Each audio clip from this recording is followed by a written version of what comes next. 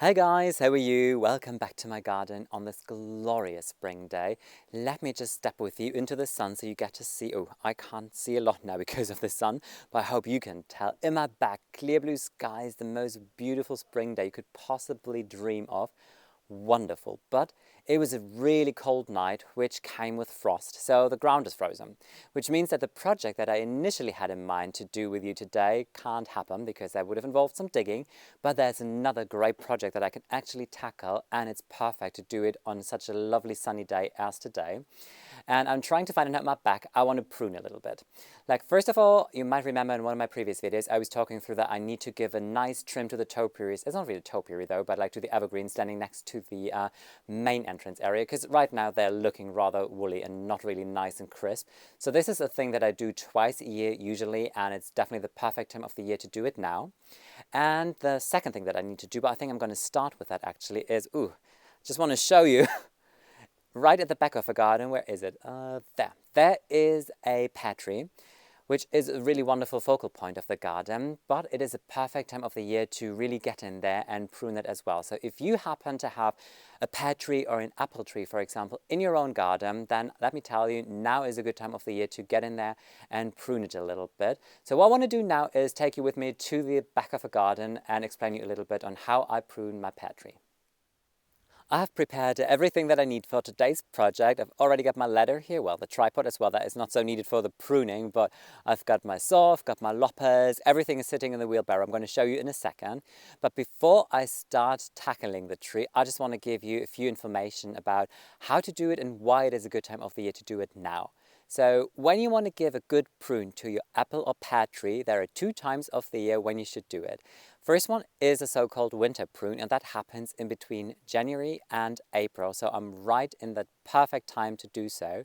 And then you have a summer prune, and that happens in July or August. And you prune it at different times of the year to do different things to your tree. So I am now in March, and this is the winter prune. You do a winter prune to basically encourage new growth on your tree by taking out old growth, or if you have crisscrossing branches, and I do have quite a lot in the canopy.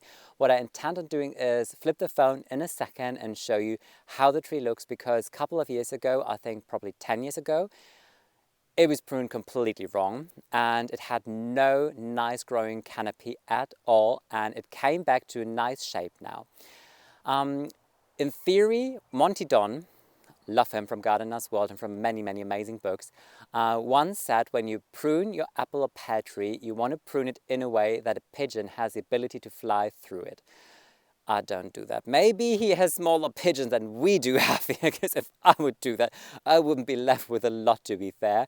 And we grow the tree not so much for like massive fruit production. You know, if there are fruits appearing and coming, this is wonderful, but it is a focal point of the garden. So I kind of treat it more as an ornamental tree with a lovely side benefit of having lovely pears, obviously.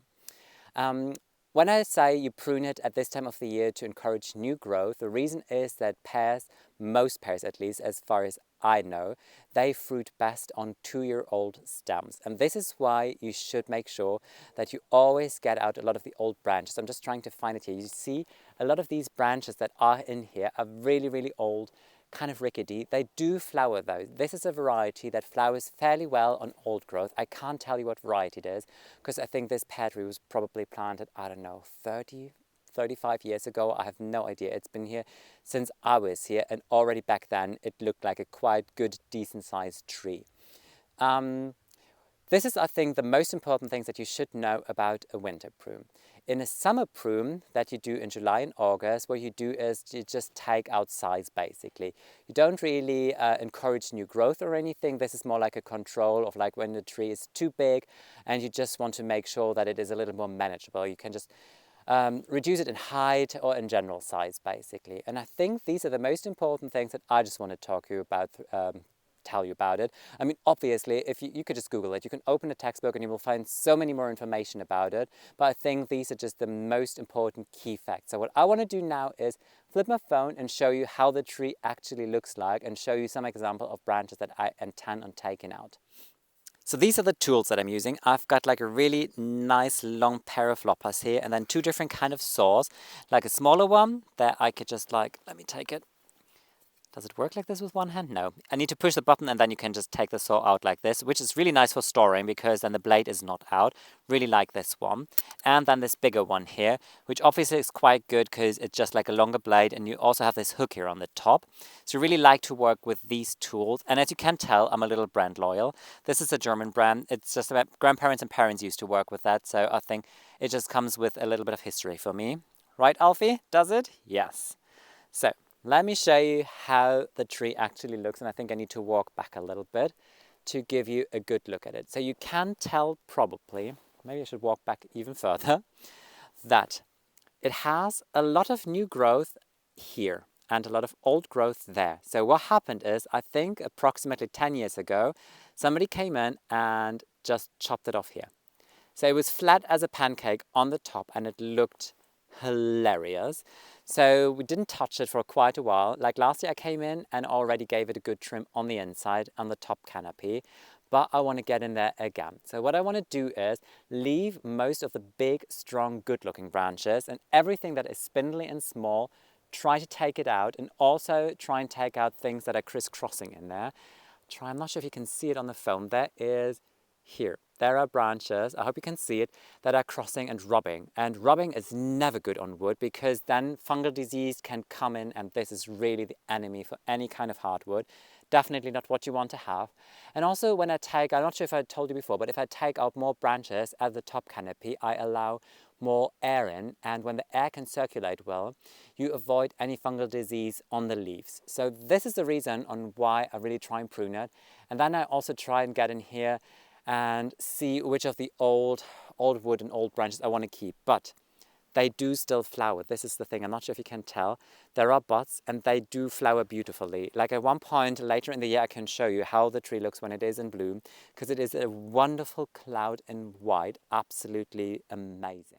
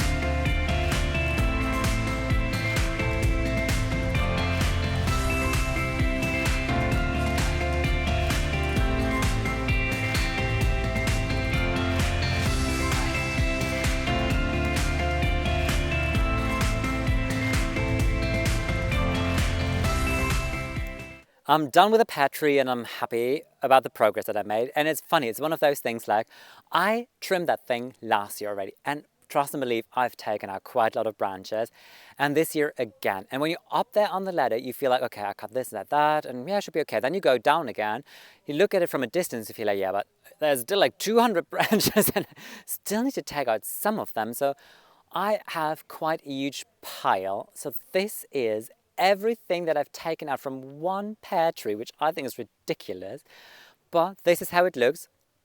I'm happy with the result, and still no pigeon can fly through that tree. Let's face it, maybe a hedge sparrow, if in luck, if it's a small and very like fast one, or like, yeah, talented in its flying skills. What I want to do is flip the phone, quickly show you what I've done, how it looks now, and then I'll take you with me to the main entrance, because there's still the topiary waiting for a prune as well.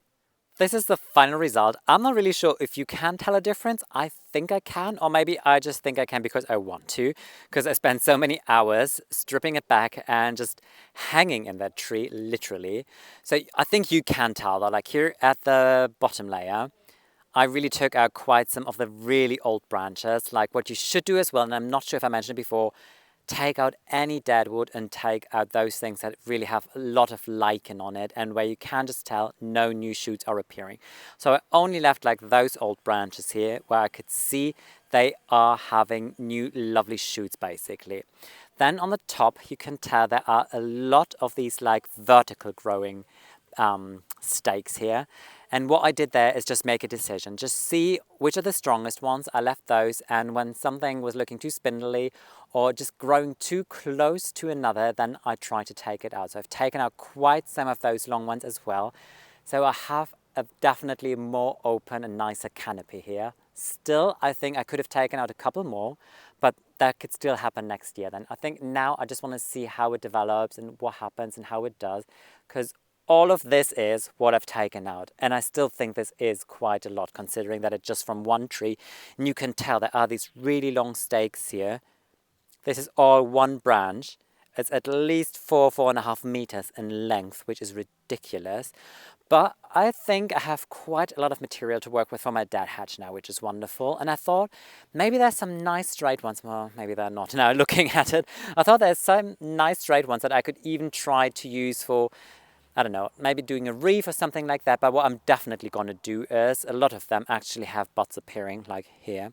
So I'm going to look where some nice branches are and then maybe just put them in a vase. So at least before I put them on a dead hedge, there's still something nice going to happen with those. But before that happens, I'm going to take you with me to the main entrance of the house.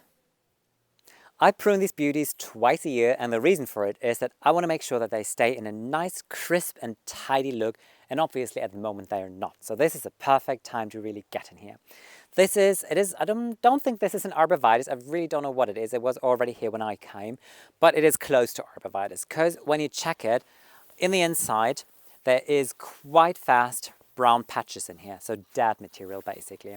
So when I prune it, same as arborvitae, I want to make sure that I only cut into the fresh and green growth and never into dead wood, because chances that it's going to grow back from there are pretty much zero, I would say, at least from my experience. This is also why I honestly prefer working with yew a little bit over arborvitae or anything like this, because yew is very adaptable in terms of soil, and it also responds very well to pruning. So with yew, you can really cut it back hard and it's always going to come back. But they were here, I like them, so I know how to work with them. What I do is, obviously this sits pretty much in the center of a flower bed, and all the beds are mulched here in my garden. So when I strip it back, I don't want that everything that I cut falls onto the mulch. So I use these bags, and I think that they were actually potato bags, but they are brilliant for these jobs, because what I can do, they have a good size, just take one, put it onto the ground, cover the mulch, and when I cut it, I could just pick the bag up, make sure that nothing falls out, and put everything straight into my wheelbarrow. So this is just like a little hint of advice. If you have a situation like this, maybe this is a good idea for you as well. When it comes to the cutting, I use electric shears, obviously, and these run by a battery, because last year somebody, yeah, that was I, had a little accident with the old shears. That still had a cable, and I was cutting back them as canthus in the back of the garden. And at one point, the electric shears made a weird noise, and they gave up completely because, unfortunately, I cut through the cable, which could have ended dangerous, but it didn't. And then we made the decision of buy one that is run with a battery, and I'm so happy about it. Honestly, I think this was one of the best purchases in a very long run, because first of all, it's light, you're very flexible with it, and I don't have to deal with this entire cable business, which is beautiful. Because before, I was running with an extension wires from the house all the way to the back of a garden, and this is just genius. I could just like put the battery in there and just walk wherever I wanted. So if you don't happen to have one of these, honestly, this is perfect. How I cut it is quite easy actually. I always go very close to the topiary piece that I cut, and then I'm just working from the bottom, from the base, all the way to the up and back again. And I don't make one harsh cut. I'm just doing it gently, just like the tips first, and see how far I want to go into the wood basically, to give it a nice, clean and symmetrical look. And this is all there is to it. So what I'm going to do now is really take my time to trim both of these properly.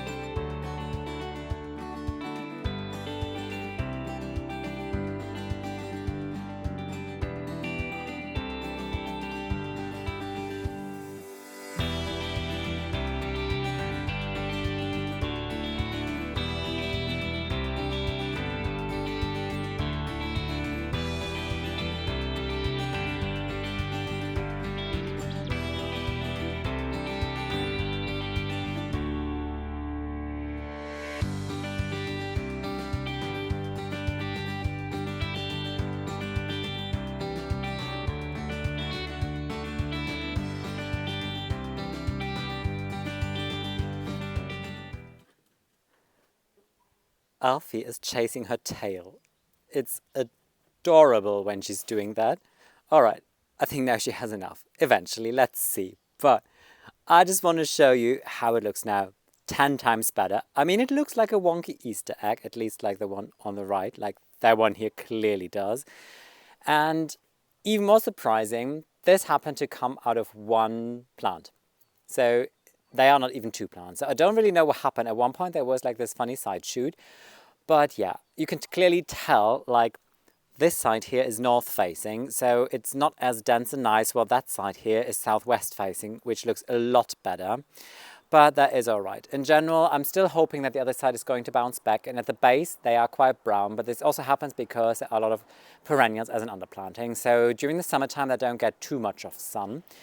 But at one point, you can't really see it, which is totally all right with me. But I want to show you the amazing afternoon sun that we have in the garden right now. Isn't that absolutely magical? I really love it. Especially you can tell the haze and this like, it's almost like wood smoke. I don't really know how to describe it, but beautiful over the farmland, over the fields, really loving it. So beautiful. So I'm definitely going to go to the back of the garden now and sit on my bench. That is it for today's video. I hope you enjoyed the time with me in the garden. I honestly always enjoy sharing these garden moments with you. And I'm really happy about what I've did today. It was on my list and it was nothing that I intended to do today, but I'm happy to put a check mark on it because the pear tree pruning, that is always quite a project. It takes quite a lot of time and I'm happy. I'm not going to clear all of the cuttings today. What I'm going to do now is going to sit here on the bench and enjoy the last bits of the warming sun. And then tonight I finally head to the hairdressers. I can't tell you how excited I am about that, but I'm even more excited to welcome you in my garden very soon again. Hope you're having a wonderful day. Take care, guys. Bye.